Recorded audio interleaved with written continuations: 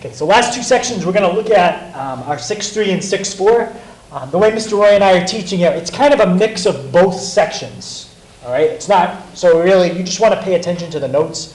I wouldn't look at the book too much because it's kind of mixed. All right, but by Thursday we'll have covered everything you need to know. All right, so first thing we're going to start off with is what is an exponential function. Okay, I just showed you guys pictures of 3 of them. Okay, they look kind of like that. As a graph, they look kind of like that. What do you notice about the variable in all of those formulas? Where is it? Well, guys, in that formula, that function, right? How many variables do you have? If I looked on the top, oh, Mr. Hager, so look at that too. What do you notice about the variable? Where is it? Yeah, good. Like Aiden just said, it's in the exponent spot. We never seen anything like that before. And that's what makes something exponential. Okay, you have variables up in the exponent. Okay, like Mr. Roy just said, we've never seen that before. Okay, so it looks something like this. So guys, on your note sheet, see what's got the box around it there? I want you to fill in your box just like that. Right? You already have y equals. You're just going to write in the a and the b because you already have the x in. So in that big box that says y equals, I want you to write that function. All you need to write is the a and the b. And I gave you guys some different examples with b. Okay? In one problem, I let b equal 2. In the red one, I let b be 1.5. In the one below it, I let it be 4. And so b can be different values, and it changes what the graph looks like. It changes how fast it curves up. Why is there a dot? A and then B with a dot? You could put a dot between the a and the b. Let's show you guys multiplication. Oh, okay. Usually when we write it, we probably won't use the dot, but it's a times b, as long as you know it's a times b. Okay, couple things about a and b. Hey guys, you have these little tips, or little hints. You have them, the 2 bullets on your notes. What we're going to talk about right now. First thing is a can't be 0. Watch what happens if I try to put in a 0. Let me clear out the other one so we're not looking at everything. I just typed in a is 0, b is 2. Look what happens if I hit graph. Do I get a curve? No, all I got was a straight line. That's not what we're doing this week. Okay, so a can't be 0, otherwise it doesn't curve. Okay, b, a couple things. First of all, it has to be bigger than 0. We're never going to talk about b being a negative number, ever. Okay, so b has to be a number bigger than 0, and it can't be 1. Let's go back to my example. Watch what happens if it's 1. Let's make a something different. Let's pick a number that's not 0. 3. 3. All right. 89. If I graph that, that's going to be fine. It's going to curve up just like it should. Okay? Watch what happens if I change b to 1. Okay, which I'm not allowed to do. B, you're not supposed to put a 1 in the spot below the exponent. Look at my graph now. Does it curve up? I like, yeah, it does. That's my favorite slide. It's what? It's my favorite slide. Is your favorite? So yeah, it's not curving up. Okay, it's not exponential. Right? So you'll never have a problem where b is 1. And guys, sometimes we're going to ask you to write a function based on we're going to give you like a table. All right. When you write that function out, y is going to stay as y. And x is going to stay as x. All right? We're not going to put any numbers in those spots. Y is going to be y, and x will be x. And then when we do this stuff this week, guys, all right, we're going to use this function, that function we just talked about, y equals ab to the x. We're going to use it in 3 ways. All right, today. First way is we're going to give you a table, like a chart. There's going to be numbers in that chart. Or data, and we're going to ask you to write a rule, something like that, right? Using the formula or using the function. That's one way we'll use that function today. Another way.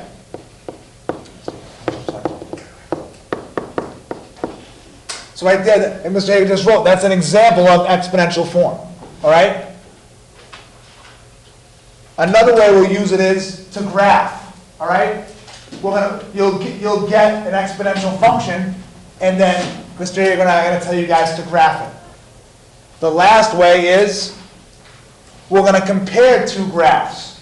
We'll give you one exponential function. We'll give you another one, and we'll ask you to compare the two. There's going to be a certain way that you write it out. We're going to tell you about that in a second. So those are the three things that we're going to do with that function today. Okay? Yeah, Marissa, what's up? You don't have to write that. Just to give you guys an idea what we're doing. Okay. I want to ask you guys one other thing. Okay. What number in this problem is being raised to a power? Which one? The 2. So if you raise 2 to the second power, what do you get? You get 4. What if you do it again? What if you raise 2 to the third power? You get 8. What about 2 to the fourth power? 8 times 8. 2 times 2 times 2 times 2. 16. So what's happening to the number? Each time I make the exponent one bigger, what's happening? It doubles. It's getting bigger and bigger. And that's why the graph, you see it curves up so quickly because the number's getting huge. Let's try something with a half. And you guys did this in the warm-up. What do you get if you take 1/2 and multiply it by 1/2? What's half of a half? 1/4. And then if you take half of that, you get 1/8, and then 1/16. What's happening to the number here? It's getting smaller and smaller and smaller. So this graph would actually be just the opposite. It's going to look like a mirror image. So some graphs are going to curve up very quickly. Some graphs are going to curve down very quickly. And the only thing it depends on is the number I just circled. We're going to teach you how you can tell whether that number means it's going to go up or whether this number means it's going to go down. Okay? We'll talk about that. Okay. If you look at that, what does linear mean? If you graphed it, what would it look like? Straight. So what do you think non-linear means? Not straight. These are graphs that are not straight. I just showed you a couple examples. Now guys, that function we just went over, right? Y equals a times b to the x, right? That's what we did, we're going to graph for these exponentials. What was the form? If we wanted to get a straight line, what was the form we used? We graph a straight line. Like how fast it goes up, where it crosses the y-intercept. What form do we use? You guys remember? It's going to start with y equals. Yeah, you're right, Josh. Y equals mx plus b. So we're just using a different. That would be for a linear function. Now we're doing non-linear because we're doing exponential. All right, so we're going to show you. We're going to go back to linear for a second. I'm going to show you a table that is linear. And we're going to look for a pattern in the table. Right? And I'm going to show you how, like Mr. Roy just explained, the first thing, how you can look at a table and figure out if you give me a table that is linear or is it exponential. And it's all in the pattern, how you get from one x to the next.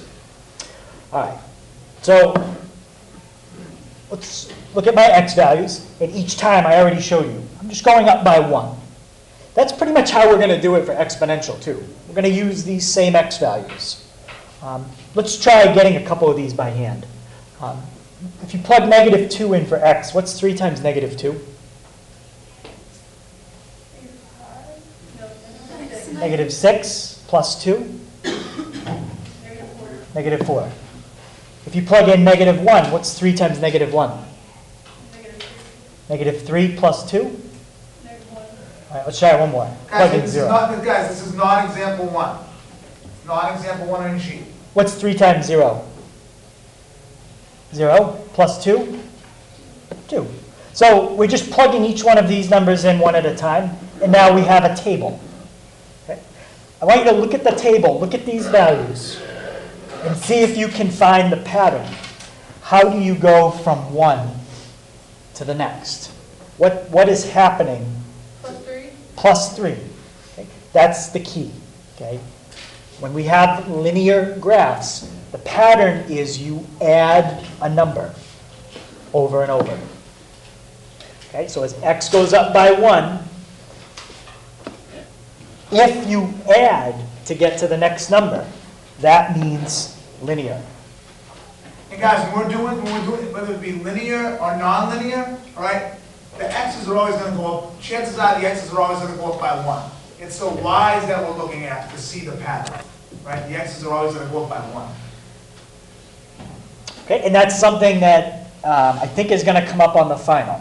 You might have to distinguish between a table and say whether it's linear or whether it's exponential. We haven't shown you how to tell if it's exponential yet. Okay? Any questions on how you look at the pattern and figure out if it's linear?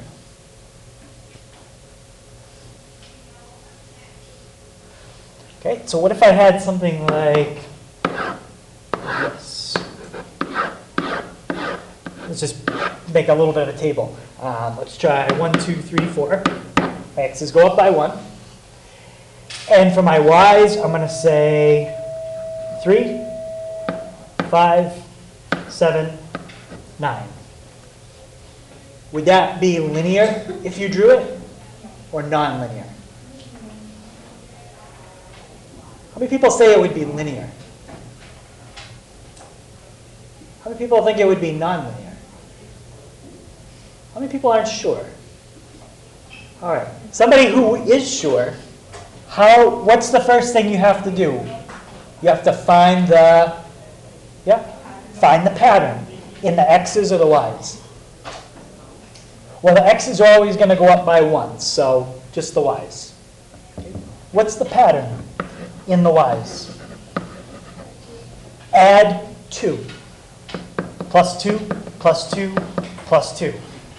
If you add the same number each time, did we say that was linear or non-linear? We said that was linear. I underlined the 2 words that were important. If you add, it's linear. Okay? So the other one is linear. Okay? Let's look at something a little different. Okay, now we're not looking at y equals mx plus b. We're looking at something that's exponential. Okay, this is different. Notice the x's. They're still going up by 1s. They always will. They'll always go up by 1s. Let's plug in some of the x's and see what we get for y. Let's start with -2. I have 2 times 3 to the -2. I could put 3 to the -2 over what number? We did this in the warm-up. Yep, I can put it over 1. And now the 2 is okay, but where would the 3 to the -2 go to make it a positive exponent? We go where? We go in the bottom. So it would become that. What is that as a fraction? 2 over 9. Yep, very good. So the first y value is 2 over 9. Okay, let's try the next one. Okay, once you get into positives with x's, it gets a little easier. 2 times 3 to the -1. Where does the 3 to the -1 go to make it positive? Goes where? Goes in the bottom. What's 2 over 3 to the first? Well, Liam? What is that? Yeah, it's just 2 over 3. Okay, now let's do 0. 2 times 3 to the 0 power. Kyle, what's 3 to the 0?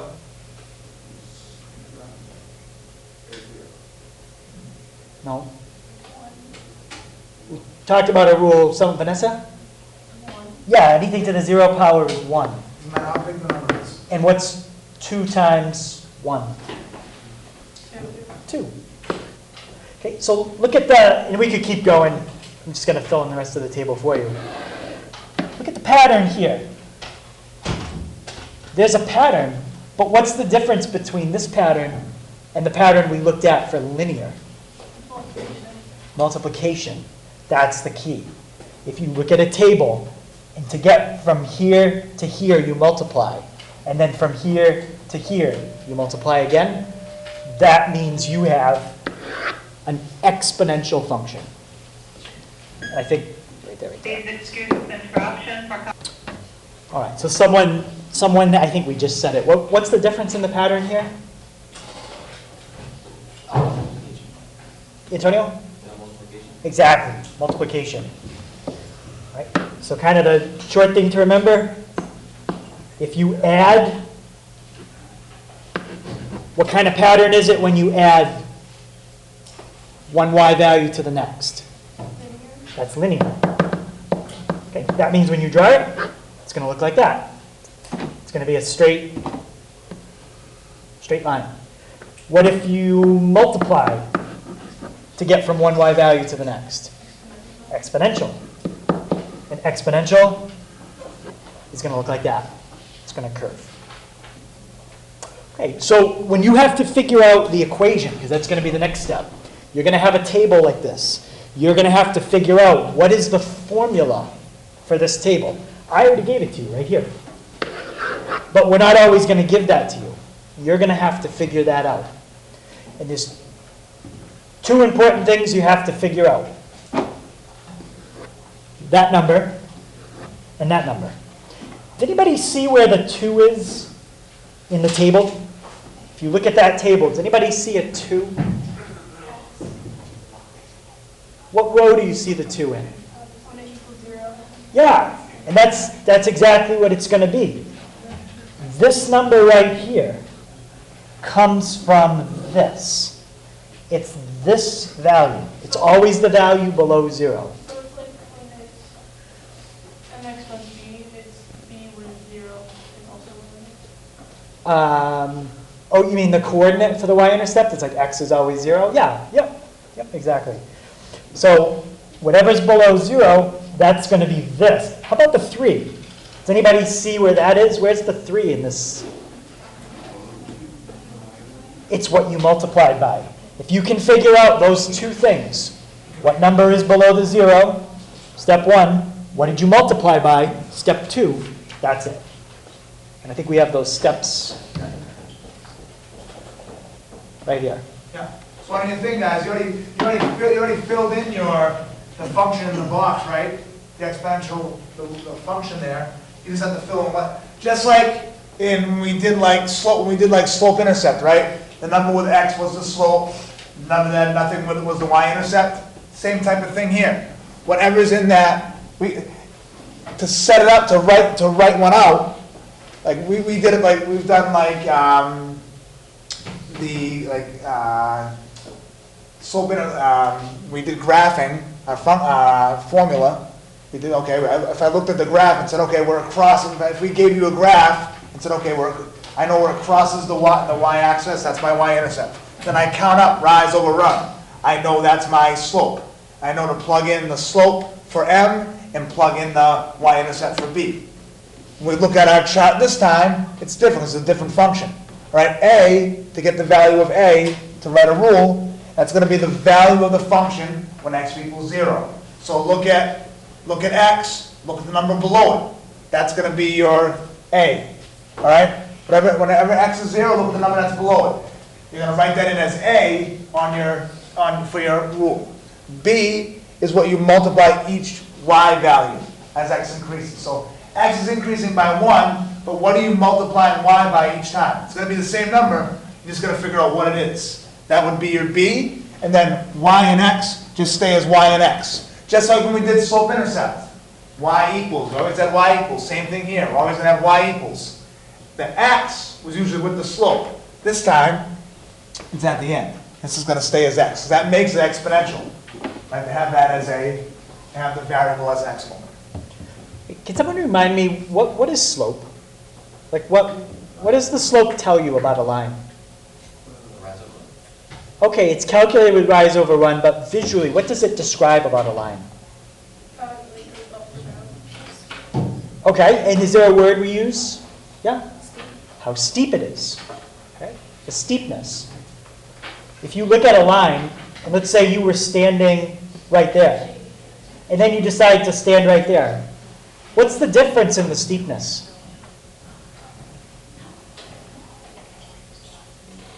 And then you decide to stand right there. It's the same. There is no difference in the steepness of a line. How about if you were standing right here? How steep is it? It's pretty flat. What about if you were standing right there?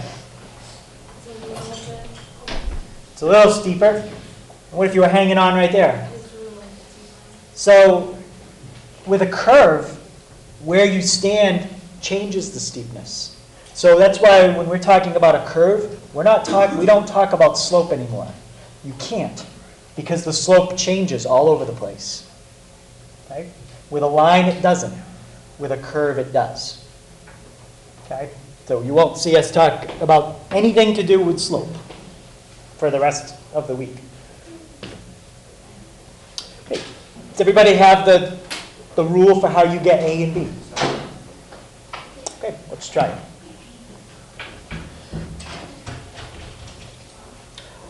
All right. One thing you always want to check is to make sure that it is exponential, because it'd be really neat if you had a problem where it wasn't even exponential. But I think all the ones we give you probably will be. What are the x's going up by? Ones. That's good. Let's check the y's. How do you get from 2 to 4? Times 2. How about 4 to 8? Times 2. And 8 to 16? Times 2 again. Is it times 2 all the way? Yep. So this is exponential. So now tell me my formula for an exponential equation. Give me that data. Just the general format. You don't have to fill anything in. Oh, A times B. And where's the x? Yeah, it's an exponent. Now, the two letters you need to fill in for, A and B. Somebody tell me, how do I find A? It's there somewhere in the table. Yep. It's the number below 0. It's the number below 0. or what y equals x is 0. If you think of it like that, that's fine. And what about B? B isn't usually written there. You have to figure it out, but we already did. B has to do with the pattern. It's what? Yeah, it's what you multiplied by. And that is your final answer. Any question on where we got the 8 from or where the 2 came from?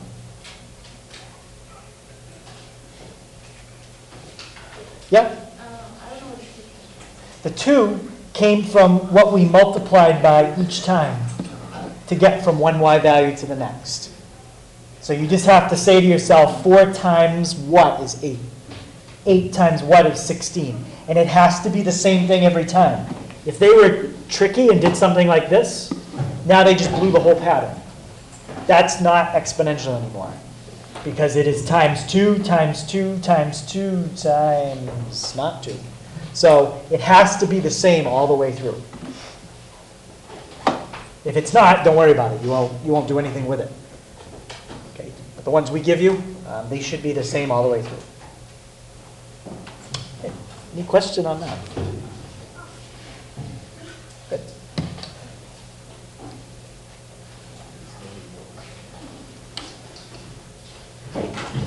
Check your x's. Do those go up by 1? Yes. Yes. X's have to always go up by 1. Now, what's the pattern? Times 3. You're timesing by 3. It's pretty easy, I think you can see at first. Sometimes later on, the numbers start to get bigger, but you could always check on your calculator. It is times 3 each time. So anyone think, knowing it's times 3, that's part of it, there's one more thing you got to look at here to tell me the formula. Shannon? Should I tell you the answer or just the formula? Sure, you can tell me the whole formula. So it's y equals a plus b, which is the formula. A times b, sorry. A times b to the x, but the answer is y equals 27 times 3x. To the x. Exactly. Y equals 27 times 3 to the x. Compare that with the one we just did. Which one of these do you think is going to curve sharper? Like by sharper, I mean this is like curving slowly. Go up faster. This one, which one? You think example 1 is going to curve up faster? Okay. Anyone think example 2 is going to curve up faster?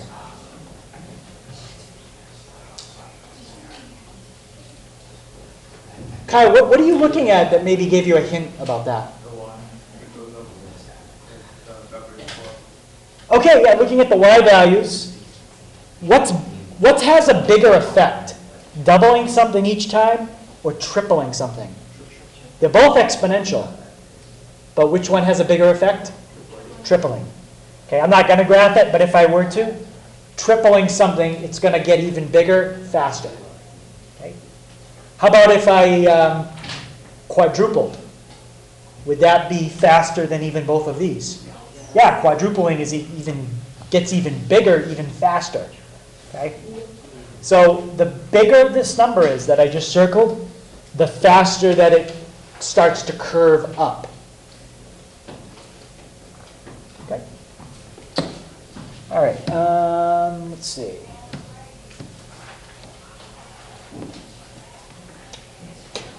Okay. Next thing we're going to look at is basically taking a table, just like this, and making a graph of it. Now, what's one thing that you could think might be a problem here? Look at the y values. What do you think can happen when you're graphing these kind of things? They can easily go off the graph. Look how big that number is. All right? So we try to pick graphs for you that the numbers are reasonable. Okay, but exponential functions get very big, very quick. Let's go off the graph, guys. Let's grab as many points as you can. So notice the x values that we picked, -2, -1, 0, 1, 2. We did that, I think, in pretty much every problem so far. That is always your first step. So under step 1, write down, plug in, -2, -1, 0, 1, 2.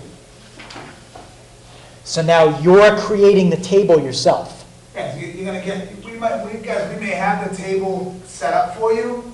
You may have to create it on your own, depending.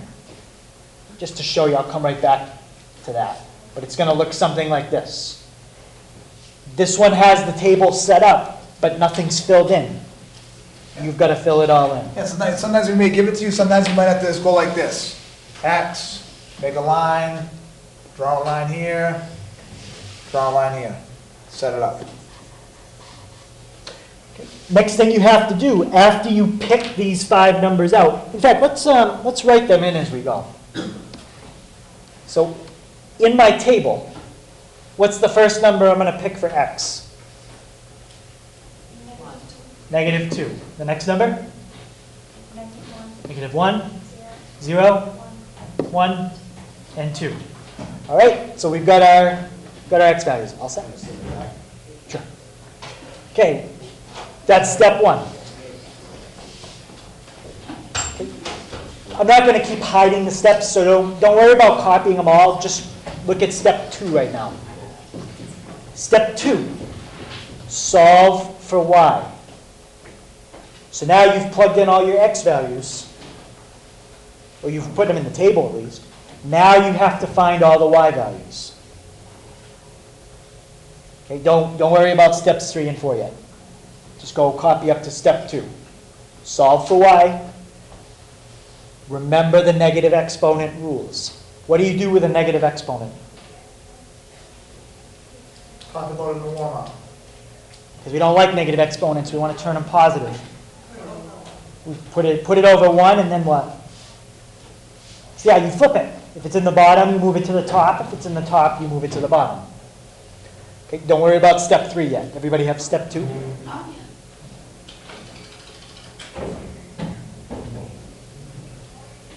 Okay, so now I'm going to fill in this number in that spot.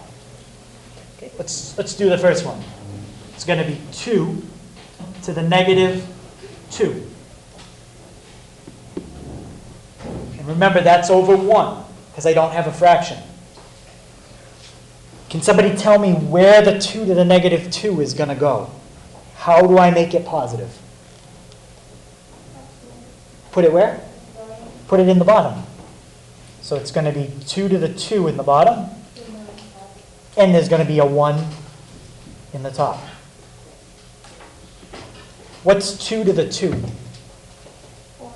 4. So 1 over 4. Just squeeze it in there if you don't have enough space. Now we have to do that 4 more times. What's the next number? 2 to the negative 1. Where's that going to go? It's going to go on the bottom. It's going to be 1 over 2 to the first. What's 2 to the first? 2. I got 1/2. Once you get out of the negatives, then they start to get a little easier. Okay? The first couple guys, you're going to get fractions, which is okay. What's 2 to the 0 power? Anything to the 0 power? 1. Next one, we're going to plug in 1 for x. What's 2 to the first? 2. And after a while, you might see the pattern. It's doubling each time. But if you don't, we'll just plug in and see what happens. What's 2 to the second power? 4. Okay, so we just did step 2. Solve for y. Any questions on how we got all those y values? Okay, let's look at step 3. Step 3, fill in the x, y column. What do you call this thing? The x comma y with parentheses? That's a coordinate. So what we're going to have when we're done is we're going to have 5 coordinates. That's going to give me 5 dots on this paper to make a drawing. In the first row, what was my x value? Negative 2. What was my y value? 1/4. Let's do it again.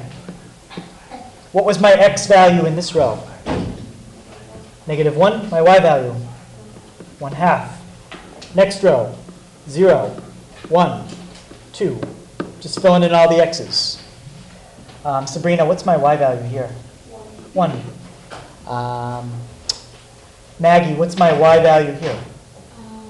2. And my y value here? 4. So we just filled in the xy column. Now once we graph these points, we should have a shape that looks kind of like that. It should have a curve to it. Okay. First point, negative 2, 1/4. Okay, now I'm graphing the points. Okay, that's your last step. And I just said it should be curved. How big is 1/4? Like if you think of that as a decimal, what's 1/4? 0.25, very small, right? So when I'm at negative 2, I'm going to try to draw it pretty close to that line, but not touching it. Now the next one is a 1/2. What's a 1/2 as a decimal? What is it? 0.5. Okay, so it doesn't really look like it's curving too much yet, but it will. Jordy, what's my next coordinate after negative 1, 1/2? 0, 1. So 0, 1. I don't know if you can start to see it, but to me it's starting to look like it's going to curve. Hannah, my next point? 1, 2. Now I can definitely see it curving. Aiden, what's my last point? 2, 4. 2, 4. Can everyone see the curve now?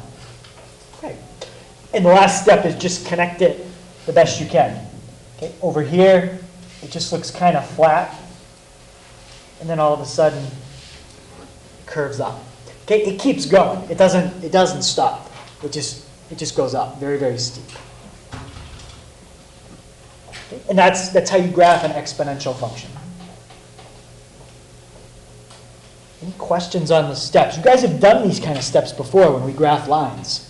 Pick an x, plug it in, write your coordinate, make a graph. It's just the formula you're using is a little different than y equals mx plus b. And those x coordinates, guys, are going to be the same every time. You're always going to use -2, -1, 0, 1, 2. Always use those. It keeps the numbers small.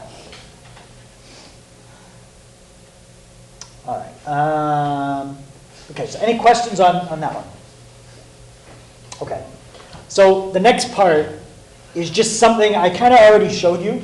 I just want you to look at what happens when you throw a negative in front. Okay? You're not changing this number. You're not changing that number. All you're doing is throwing a negative in front. Anyone have a guess what's going to happen? It's going to do something to the graph.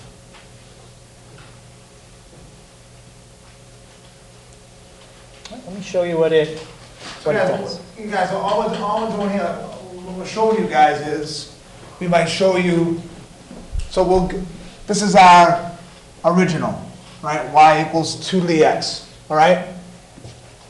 We'll compare it with this one. So how is this one, here's the original, how's this different from that? There's a 3 with it, right? So look, we have a 3 with this one. How about this one compared to that one? We had a -3. So we're going to show you what happens when you put a positive number in front of it, and also when you put a negative number in front of it. How the original graph will compare to what happens when you put those positives and negatives in there.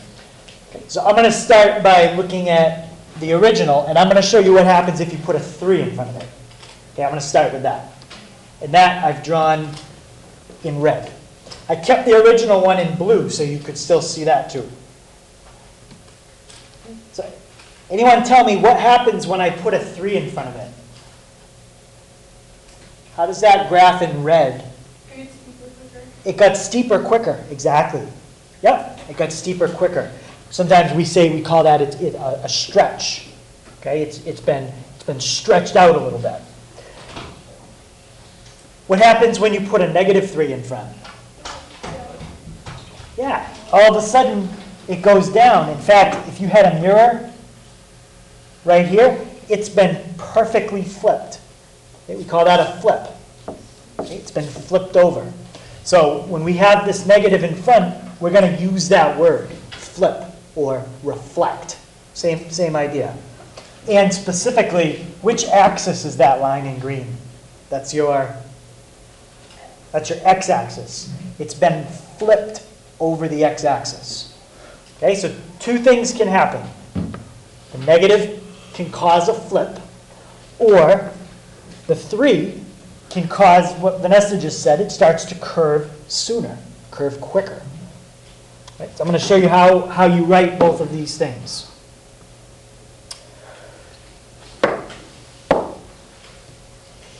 Okay, if you have a number for a that is bigger than 1, the graph is stretched vertically. And this is how I would like you to write it. So that's, we asked you to compare the graph, right? We know, so if a is greater than 1, like Mr. Hager is saying, the first number in that function, if it's greater than 1, you're going to say that we're going to know that the graph gets stretched out, it gets kind of pulled apart. If we ask you to describe it, you're going to write vertical stretch by a factor of whatever number is in the A spot.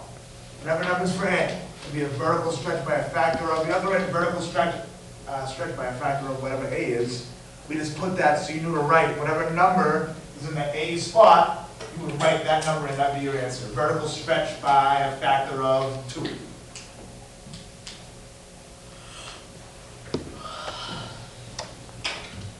So in this last problem, if I just went back to it for a second, I would say this graph that I just circled is a vertical stretch by a factor of how much? How much?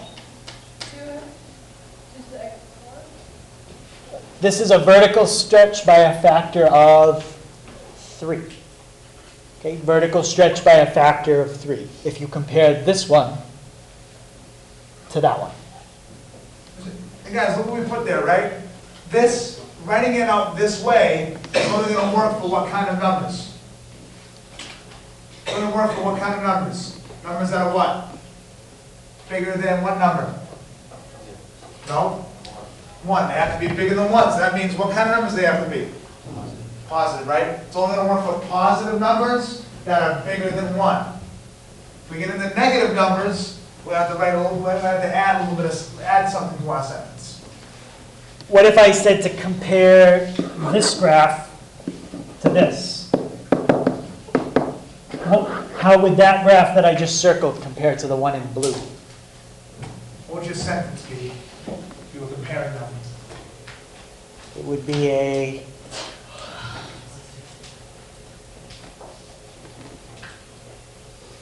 how does it start off? You guys just wrote it down on your notes. You have written like on your notes. By a vertical stretch by a factor of how much? In this one, it's 5. Yep, exactly. So that's exactly what you'd write on the test. That's it. Vertical That's your answer. stretch by factor of 5. Now, if it's negative, you have to write 2 things. Okay? If it's a negative 5, first you'd write the 5 part, then you also have to write the part we're about to show you. If it's negative, you saw what happened. The negative caused your graph, instead of looking like this, to look like that. It caused it to kind of flip over.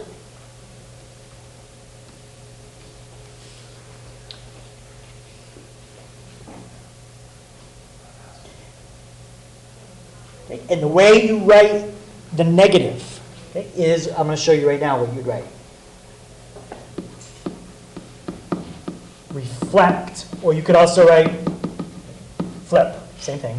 Reflect over, and does anybody remember which axis it was?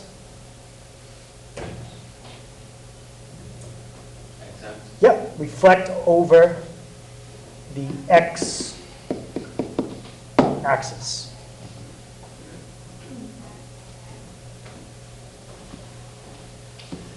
All right, so I'm just going to copy what we had on the other page. If you've got something like this, that's kind of the base that you're comparing to. And you had this. We just did it. What did we say this graph was? How would you describe it?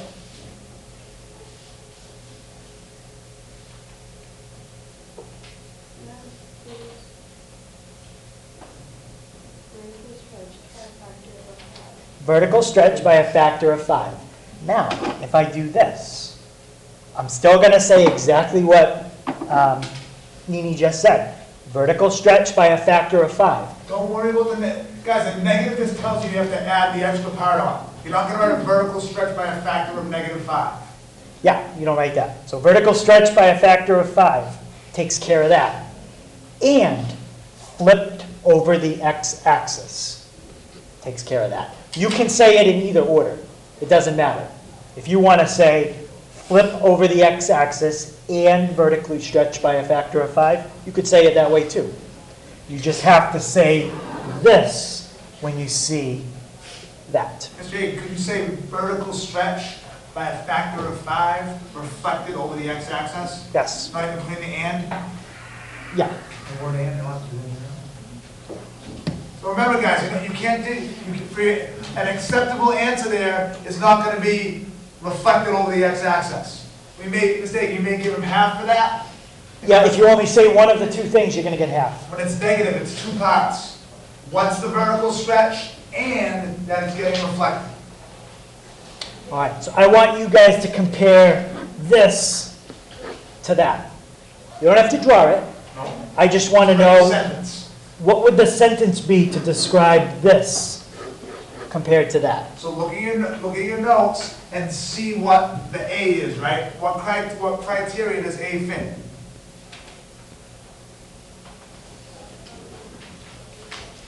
Out of the two things we just wrote, are you going to be writing the first thing we talked about or the second thing? The first thing, because this is not negative. Can you tell me, Antonio, how does the first thing start? You know, split the x-axis, or the vertical stretch of whatever A is. So how do you write that? Um, Tell me exactly. Y equals, So it's right here, right? Vertical stretch. 4, So when you see written like, that's what we want as the answer. So, maybe 4, nope. I want it You have to write exactly that- like You have that. to write that sentence. You have to write this every time. Vertical stretch by a factor of. You have to write that whole thing out. factor of 4. Yep. Vertical stretch by a factor. That's how you should start every problem. And then how much? 4. That's the answer. That's all you have to do. Like Mr. Hager said, guys, don't make it more difficult than it needs to be. You're not graphing, not doing any of that. Just look at the two of them, look at the original, and compare it to what's happening before the week. And the way Vanessa described this, she said it curved up quicker. So if that's the original, that's what happens when you stretch it. It curves up sooner, sharper. Okay. Okay, any questions on that? That's all you gotta write. Okay, let's look at this one. I want you to compare this to that. Now, look at the number that's in front here. Are we going to have to write the first thing we talked about, the second thing, or both? Both. Because you have a number bigger than 1, check, and you have a negative, check. So there's 2 things you have to write. Can somebody tell me the first thing that you would write? Aiden? Vertical stretch by a factor of 3. Perfect, let's start with that. Vertical stretch by a factor of 3. And what else is happening?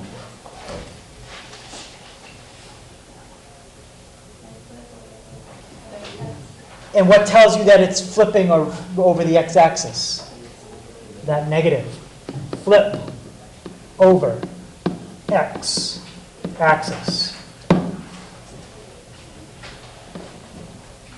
Vertical stretch by a factor of 3.